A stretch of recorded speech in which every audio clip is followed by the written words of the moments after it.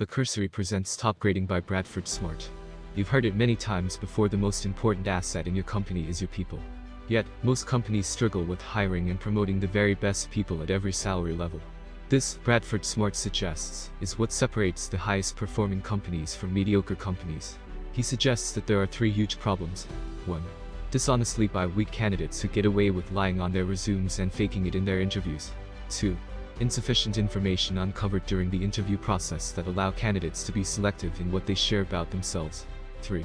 Unable to verify what information is uncovered because most reference checks are useless. Fortunately, there's a cure, and it's called top grading. Follow this process, and Smart suggests that you'll quadruple your hiring success and ability to spot and promote high performers.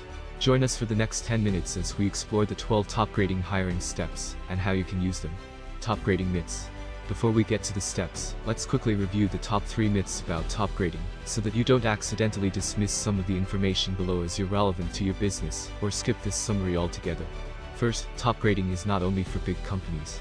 This is a hiring process that can work inside companies of all shapes and sizes. Second, top grading is not about getting rid of C players.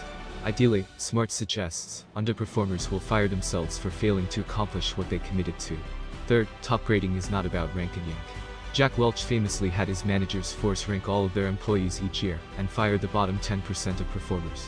This is not what top grading is about. Now that we've covered what top grading is not, let's move on to what top grading is.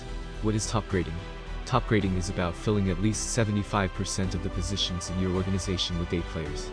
You do this by hiring and promoting people who turn out to be high performers at least 75% of the time.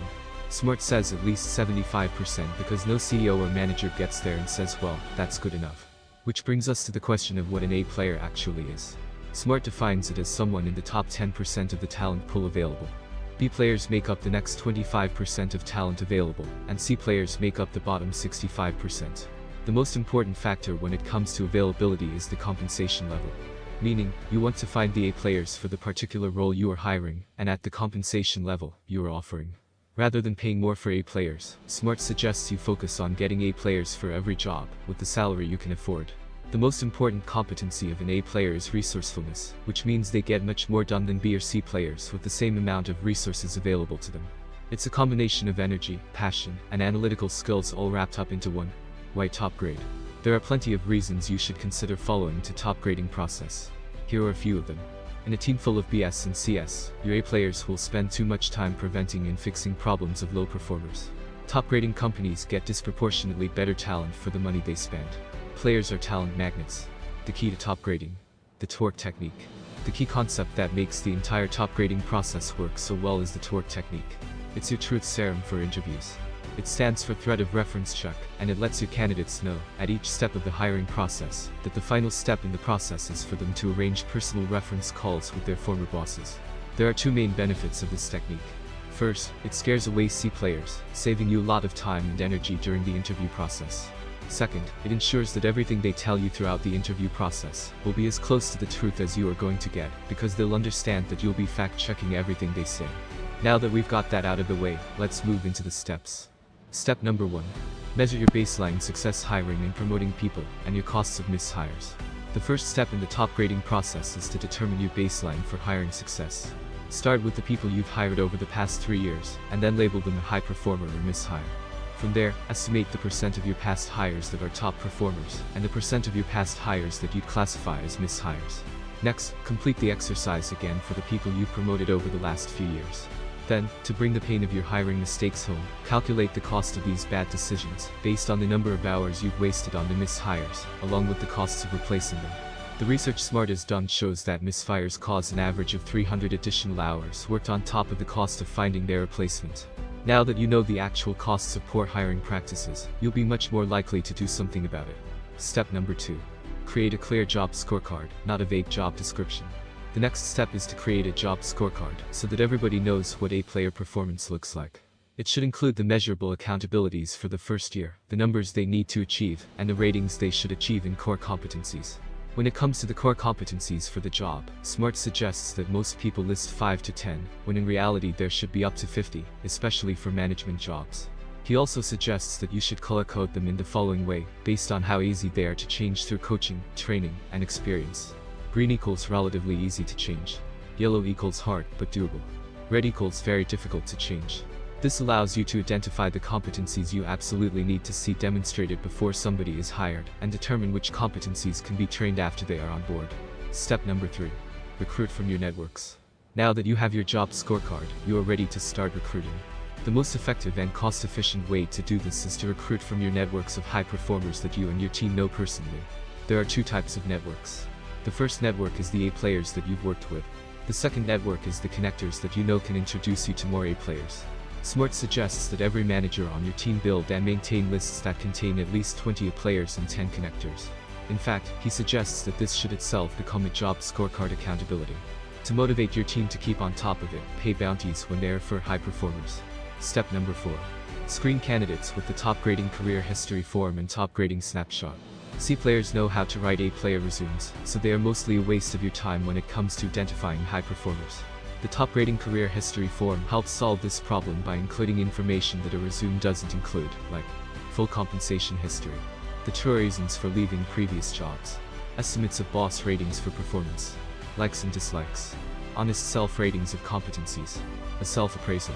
Those types of questions, along with the threat of reference check, cuts through the clutter by proving honest, complete, and verifiable information. Step number 5.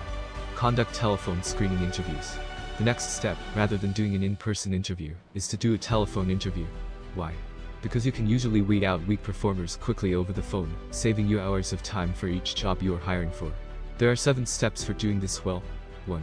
Review the Topgrading Career History Form. 2. Tell the candidate that you'd like to ask them some questions, and tell them you'll be asking them to arrange personal reference calls with former bosses. 3. Describe your company and the position. 4. Invite them to ask questions about the job. 5. For their last 2 jobs, ask them about success, failures, their boss's appraisal of performance, and their reasons for leaving. 6. Ask 2 questions each for 3 critical competencies. 7. If you are going to go through to the next step, explain the rest of the hiring process. Step 6. Conduct competency interviews. In this step, you'll be creating a competency interview guide. It includes 4 questions about each competency. Remember, management jobs should include up to 50 competencies, along with culture fit questions. To give you a flavor of what these questions might look like, here are 2 competency questions for change leadership. 1. In what specific ways have you changed an organization the most, in terms of direction, results, policies? 2. What is an example in which you think you could have done a better job of change management? The goals of this interview step are to determine whether or not you want to continue the process with the candidate, and to allow them to ask further questions. Players will always have a lot of questions. Step 7. Conduct tandem Topgrading interviews. The Topgrading interview, which uses a trained tandem partner setup, is the most powerful hiring tool in the entire system.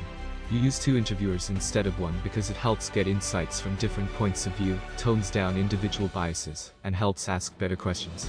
There is 1 primary interviewer who asks most of the questions, and a secondary interviewer who takes most of the notes. It is a chronological interview starting with the candidate's school years, progressing through the first job all the way to the present moment. The interview typically takes 3 hours to complete, for a management position, which is why the previous weeding out steps are so important. The 3 hours should look roughly like the following. Opening chit-chat. 10 minutes. Education. 20 minutes. Work history.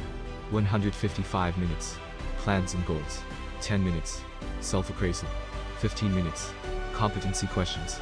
30 minutes. For more detail in what goes into this part of the process, the book includes an interview guide. Step 8. Interviewers give each other feedback. Immediately after the interview is over, take a few minutes with your interview partner to get and give feedback. Specifically, using the interview guide you develop on your own, or using the one provided in the book, go through each step of the interview, and find areas where you could have done a better job. Smart suggests you do this because most people are not good at interviewing, and so part of the top grading process is to be deliberate at getting better at it. Step 9. Write a draft executive summary. After you're done giving each other feedback, it's time to write an executive summary by reviewing your notes and rating the candidate on the competencies in the job scorecard. Most people jump to doing the reference checks before writing any kind of reports, but Smart suggests that would be a mistake for a number of reasons. The analysis sometimes leads to asking more questions before going on to reference checks. The analysis you'll do in writing the summary will help you determine which reference checks you'll ask them to arrange. The analysis will help prepare you for which specifics you'll probe the reference check about. To help you perform the best possible analysis of the candidate information, here are some key principles that you'll want to keep in mind. Look for patterns. The patterns you identify across their career and across 50 competencies is what will allow you to see where they'll likely be in the next 3 years. Assume that at some point strengths become weaknesses because in times of pressure we tend to overuse them. Understand that recent past behavior is the best predictor of behavior in the near future. If you decide you want to move forward to the next step after you've created your executive summary, ask the candidate to set them up. Step 10. Conduct reference calls. Ideally, you'll do the reference calls with all of their bosses from the last decade, and also 1 or 2 people from the current place of employment. Here are some of the questions you'll want to make sure you cover. What are the candidate's name, strengths, weaker points? How would you rate their overall performance? Why did they leave? After telling them about the job they are applying for, how do you think they will fit in such a job? What would be your advice to me for how I could best manage them? After doing all the calls and finalizing your executive summary, decide whether or not you want to give them an offer. If they accept, you are on to the next step. Step 11. Coach your new hire promotion. Congratulations, you've hired yourself as an A player. Now that they are on the team, it's time to start coaching them. As Smart points out, a players not only accept immediate coaching and feedback, they expect it. When this coaching and feedback is delayed, 2 big problems arise. If they feel like they are not getting the support they need during onboarding, they may give up and quit. You delay their productivity and development.